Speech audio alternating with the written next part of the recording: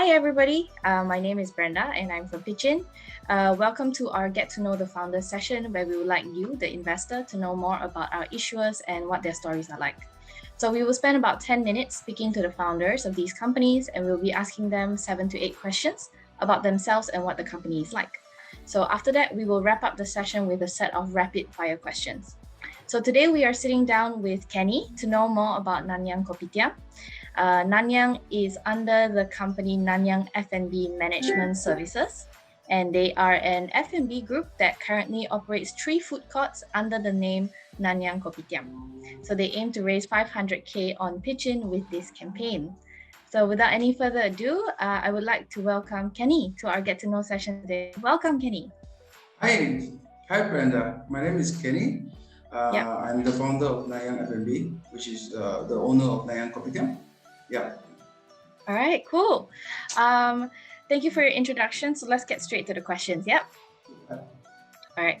So let's take it all the way back to the beginning. What is the story behind Nanyang Kopitiam? Why did you start it? I think the reason why I started Nanyang Kopitiam is a little bit funny as well, because when I was working in the corporate life, I have a lot of staff. They try to have lunch or dinner, and they have to go very far away to take away because the food in general is quite expensive in the shopping mall environment. And the reason why is that because if you look at Singapore, for example, people that stay in Singapore, they're paying less for the food. We don't convert into Malaysia. We can say you go to a normal hawker or even a food court in a shopping mall, you pay about $4 for chicken rice. But in Malaysia, you have to pay $7 to $8, and a cup of coffee costs you $2.80 or RM3. But in Singapore, it's costing you about $1.30. So my idea at that time was to really reduce the food cost for Malaysian in general. Okay, wow. So maybe more about your past, right? So you mentioned you were doing corporate. So what were you doing before starting Nanyang Kopitiam? So basically, I was in China for 8 years as a director of operation for Singapore. I handled the production as well as retail divisions. So I do touch a little bit of F&B because we are the master franchisee for Asia, Applebee's from US. And so there's a little bit of experience on the F&B side. Of course, coming back to Malaysia in 2015, I came back because of my father, so we're staying together now. I was the brand manager for Calvin Klein under Swatch Group, and then I was promoted to regional brand manager for Rado, overseeing Singapore, Malaysia, and South Asia. That's why I see a lot of food as well. I understand the food culture. And then, of course, my last position was the country manager for TSL Jewelry Hong Kong. I oversee Malaysia and supposed to expand into Southeast Asia as well. So what is a typical day for you running the entire Nanyang franchise and all this? Like, do you wake up in the morning? Do you grab coffee first or, yeah? I have a routine. I wake up 5:30 in the morning sharp. Wow. So once I wake up, I clean myself and then I sit down, look at the sales report. And also with a cup of coffee just to see the sales of yesterday, because F&B is on cash business, so every expenses is very important. So I have to look at the expenses, why is we spend on certain things, why today expenses is high, and where can we improve. And so those are the areas that I look at.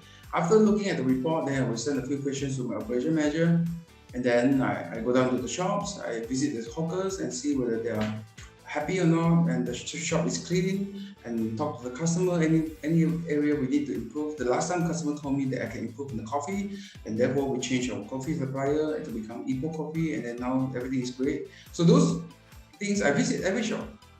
After I visit all the shops, I will drive to certain areas to see the market where we can develop further. Yeah.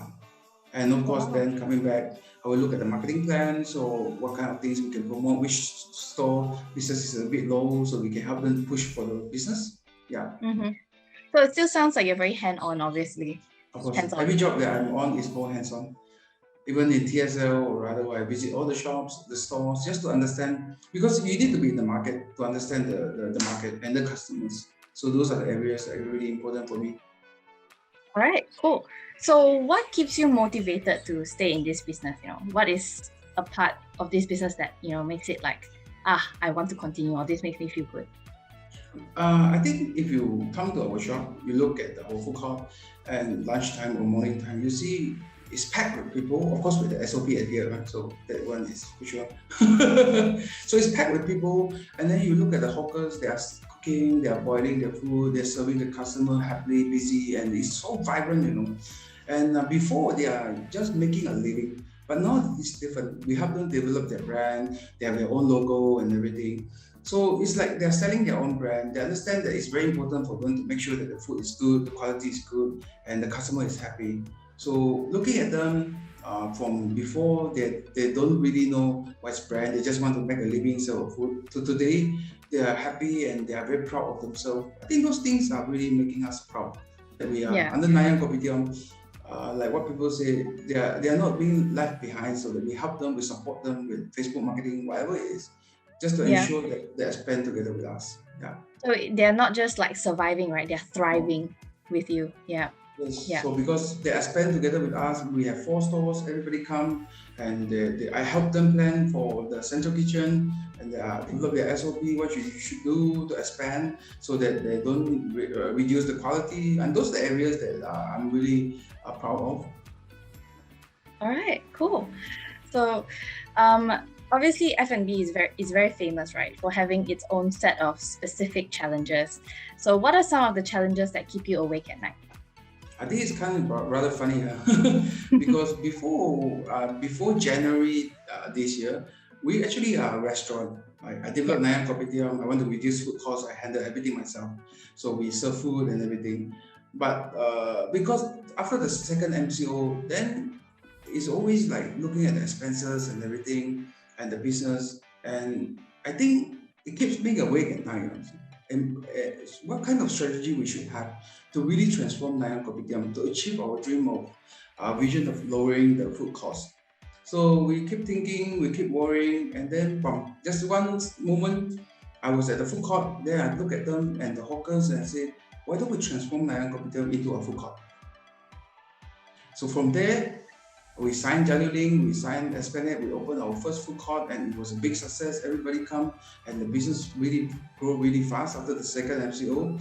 Then we think we made the right decisions and we convert everything to food court. We became a platform.